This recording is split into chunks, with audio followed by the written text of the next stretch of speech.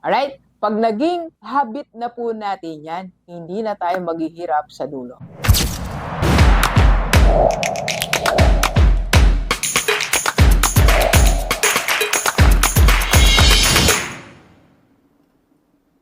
Okay, Gilibers, pag-usapan natin. Ano nga ba yung palatandaan na pagtanda natin, hindi tayo magiging mahirap? Alam mo, isa sa pinaka-main goals natin sa buhay yan eh. Yung pag tumanda tayo, hindi tayo maghirap. Kasi nakita na natin kung gaano kadaming tao ang naghirap nung matanda sila. So, masagana sila ngayong kabataan nila o no, habang malakas pa sila. Nung tumanda, naghirap sila.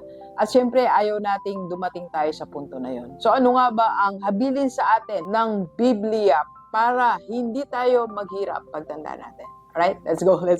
Okay, so simulan na po natin. Tingnan natin sa Kawikaan. Okay, so punta tayo sa Proverbs 21 verse 20. Sabi po dito, there is treasure to be desired and oil in the dwelling of the wise, but a foolish man spend it up. Okay? So, unang-unang palatandaan na hindi tayo maghirap pag magtanda na tayo, hindi natin inuubos lahat ng resources natin. So, sabi po dito, sa bahay ng wise, merong oil, may resources. Pero yung foolish na tao, walang natitira. So, ang tanong ko ngayon sa ating po lahat, tuwing bang susweldo tayo, may natitira pa? Alright? At the end of the month, may sobra ba tayo? Or kung meron tayong dumating na blessing, may dumating na bonus, incentive, o dumating na pera sa atin, or side hustle natin, basta lahat ng dumadating sa atin.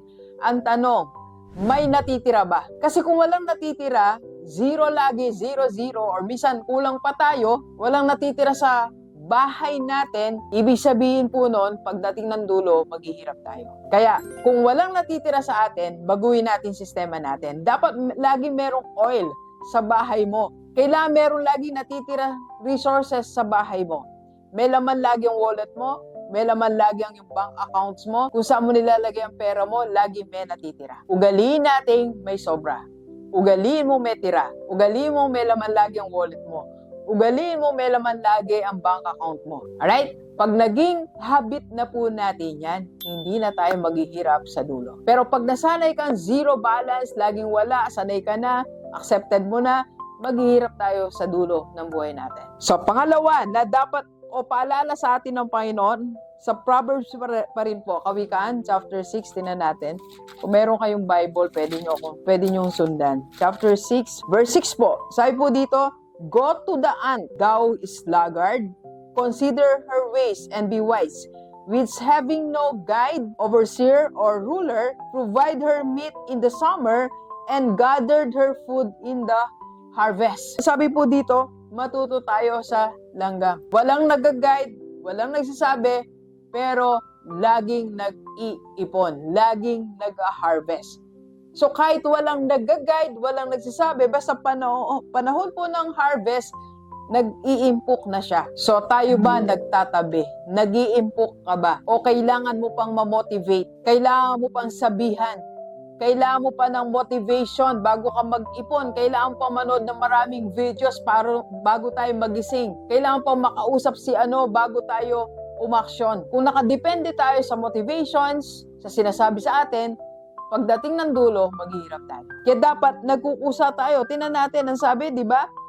Go to the ant, consider their ways, and be wise. Having no guide, no ruler, nag-iipon. So hindi mo kailangan ng guide. Kahit bata ka pa ngayon, huwag mo nang hintayin, lagi sabihin sa'yo ng parent mo, i-text ka, every payday magtabi ka. Meron bang ganun? Every payday may nagbe-message sa atin, o magtabi ka ng 10%, magtabi ka ng 20%. Wala na dapat ganun. Dapat automatic, matic na, sabi nga, sa sistema natin na nagtatabi tayo ng pera. Alright, Gilibers. And number 3 po, tingnan natin, dito pa rin tayo sa Kawikaan chapter 10 verse 4. Pero bago yan, magkape tayo. Kape po tayo. Chapter 10 verse 4. He become poor that dealt with a slack hand, but the hand of the diligent make rich. So pangatlo, para matiyak mong mayaman tayo or may pera tayo sa dulo, magsipag tayo. Kailangan masipag tayo. Hindi ka masipag lang sa simula, kundi lagi tayong masipag. Ibig sabihin po niyan, talagang gumagawa ka. You work hard. You work hard to build your source of income. You work hard as an employee. You work hard as an entrepreneur. You work hard as you build your team. You work hard as you build your source of income. Dapat lagi tayong masipag. Gumigising tayo ng maaga, nagtatrabaho tayo sa tamang oras para nag-accumulate tayo ng wealth. Alright, Gilibers, sa atin pong lahat, ang tanong ko, nagagawa ba natin to? Kung di pa, ipanalangin natin sa Panginoon, humingi tayo ng tulong na, Lord, tulungan mo kung magawa ko to. Balik tayo sa Bible. Let's go, let's go. Kapi po.